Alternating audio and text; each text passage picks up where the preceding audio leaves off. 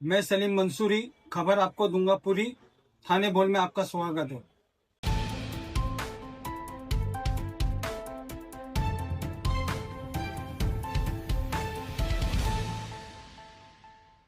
होश में आओ, होश में आओ। अरे मुर्दाबाद, मुर्दाबाद।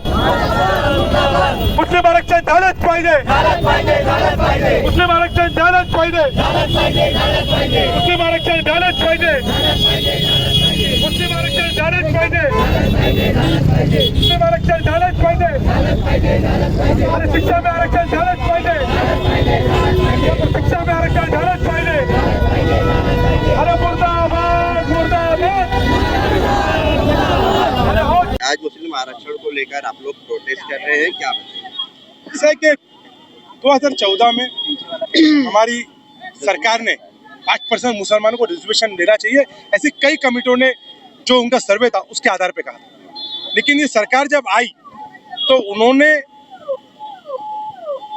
इस आरक्षण को चालबाजी करके रद्द करने की कोशिश की। कुछ लोग कोर्ट गए, कोर्ट ने, हाई कोर्ट ने भी ये माना कि आज माइनॉरिटी का तबका, मुसलमानों को बाकी चीजों के आरक्षण के बारे में तो सोचा ही जाएगा, लेकिन शिक्षा के ऊपर आरक्षण मिलना ही चाहिए, ऐसी कोर्ट ने स्पष्ट भूमिका दी। लेकिन ये सरकार, लापरवाह सरकार, बेशरम सरकार, नकारा सरकार, अमीरों की सरकार ने इसको इम्प्लीमेंट ना करते हुए इस एजुकेशन के ऊपर जो 5% आरक्षण था मुसलमानों को, इसको भी इम्प्लीमेंट नहीं करते हुए इसको रद्द कर दिया। तो ऐसी सरकार का हम निषेध करते हैं।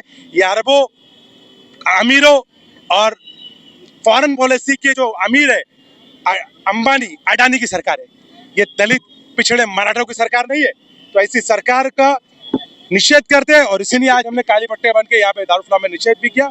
और हम इस मुद्दे पे लेके आने के बारे वक्त में सोच रहे कि हमारी पार्टी लेवल पे कोर्ट में भी जाए और हम विधानसभा और लोकसभा में भी इसका आंदोलन करें। पीछे हो जाओ, थोड़ा पीछे रहो तो अच्छा फ्रेम आएगा। जो आरक्षण 5% सचर कमेटी के सर्वे के बाद मुस्लिमों को दिया गया था 2014 में महाविकास आघाड़ी की तरफ से, जो हमारी सरकार थी उस टाइम, वो 5% रिजर्वेशन को फौरन ही कोर्ट में चैलेंज किया गया 2014 में ही हाई कोर्ट में। मगर तब भी कोर्ट ने ये आदेश दिया था कि जॉब का जो आरक्षण है वो देखेंगे बाद में, मगर एजुकेशन का उसको कंटिन्यू रहना चाहिए। मगर अब जो महायुति सरकार है, देवेंद्र फडणवीस जी की जो सरकार है, उन्होंने इस चीज को रद्द कर दिया है। तो हमारा उनसे ये प्रश्न है कि आप सिर्फ मुंबई के लिए सीएम बने नहीं हैं और महाराष्ट्र की जो सरकार है वो सिर्फ मुंबई के लिए नहीं है ना, महाराष्ट्र के लिए, पूरे महाराष्ट्र में बहुत सारे जिले हैं, बहुत सारे गांव हैं जहाँ पर मुसलमान, दलित, मराठा पिछड़े हुए हैं। डेमोक्रेसी, गवर्नमेंट और संविधान जो है वो ज्यादातर पिछड़े, दलितों, कमजोरों की बात करता है, गरीबों की बात करता है। हम आते ही जो राजनीति में है वो ये तबके को थोड़ा ऊपर उठाने के लिए आते हैं। और जब कोई ऐसा तबका है जो ऑलरेडी बैकवर्ड है तो उसको पुश करने के लिए अगर रिजर्वेशन दिया जा रहा है तो उसमें कोई बुराई नहीं है।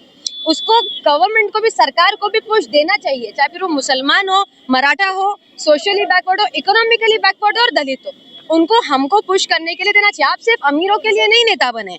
महाराष्ट्र में सरकार जो आई है उसे बम्बई के, बॉम्बे के टॉप नॉच बिजनेसमैन के लिए नहीं आई है। ये पिछड़ों के लिए सरकार बनती है, पिछड़ों के लिए गवर्नमेंट आती है, पिछड़ों के लिए राजनीति में आया जाता है। तो अगर आप उन्हीं की चीजों को रद्द करेंगे, उनके ही हकों को मारेंगे आप बार बार आकर के, स्कीमों को आप रिजेक्ट कर देंगे। इसके पहले इन्होंने स्कीम भी बंद की, आप लोगों को पता है। अगर आप स्कीमें बंद करा देंगे, आप रिजर्वेशन ले लेंगे, तो फिर आप क्या करने के लिए राजनीति में आए हैं? सिर्फ बड़े बड़े प्रोजेक्ट पास करवाने के लिए आपके बेस्ट फ्रेंड्स लोगों के?